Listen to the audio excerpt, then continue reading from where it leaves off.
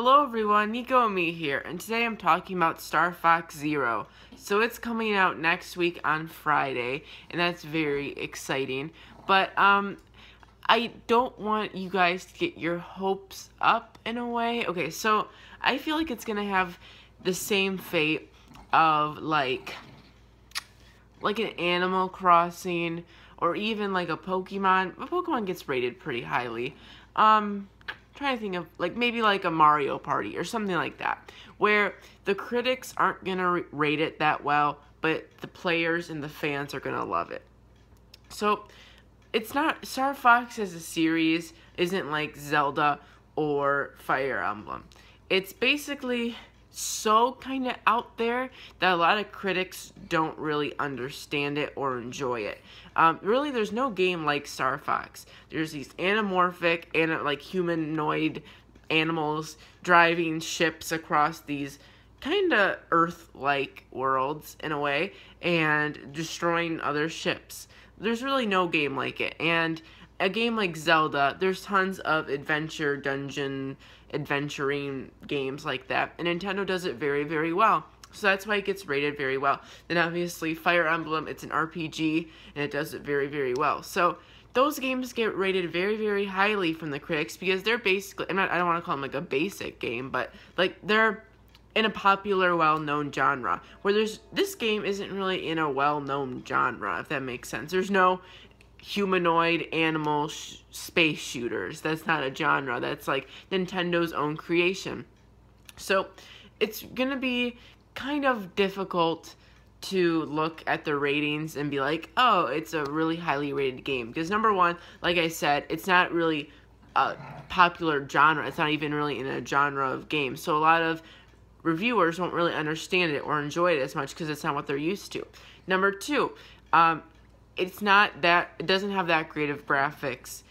Even for the Wii U, it doesn't have great graphics. And when you live in a world of PS4 and Xbox One and PCs having these amazing graphics, and then you have Star Fox Zero, which isn't even like that great on the Wii U, it's gonna get pretty bad reviews in that regards too.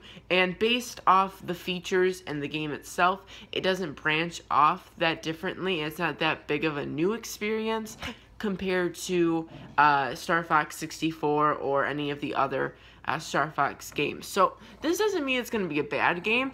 I'm just warning you that I don't think the reviews are going to be that great, and you're going to see that very, very soon because the reviewers who get the game early to review it are going to review the game really, really soon and release it very soon in the next few days. So we're going to see the reviews, and honestly, don't get mad when you see bad reviews because I feel like it's going to be kind of like maybe Splatoon, because that's a game, I think it was rated like an 80 on IGN and like overall around an 80, where to me, it's like a 95. It's a really, really good game in my opinion. It has tons, like millions of fans. The fans adore Splatoon, but it's such an out there game that the ratings and the reviews aren't that good by the critics because they're not used to it. They're used to Call of Duty. They're used to like those type of, not being rude, but like the basic games that like 80% of the games are like nowadays, where it's just like a shooter adventure, where it's not even really adventure, it's just a shooter,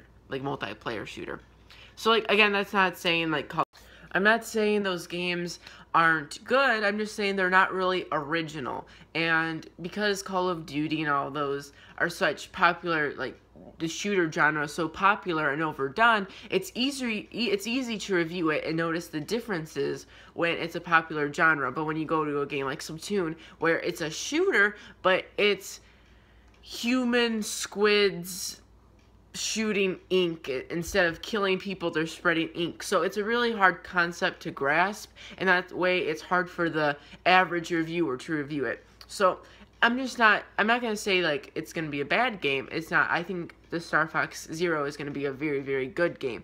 It's just the reviewers aren't used to games like this, so they're going to review it not as well as it should be because they're used to games like I said. Now it's more open world, and shooters are like the two biggest genres right now. So when they see spaceship, intergalactic, Fox destroying game, they're going to be like, what? And they're going to automatically assume it's not a good game because it's not in the mold or the cardboard box of games that are now in existence. So I hope that makes sense. I really want to get the game, and I think it's going to be really good. It's just, don't let the reviewers and the critics make you think that the game's going to be bad because they reviewed it mediocrely or not as great as it should be. Because overall, reviewers don't really, they don't exactly make the game good.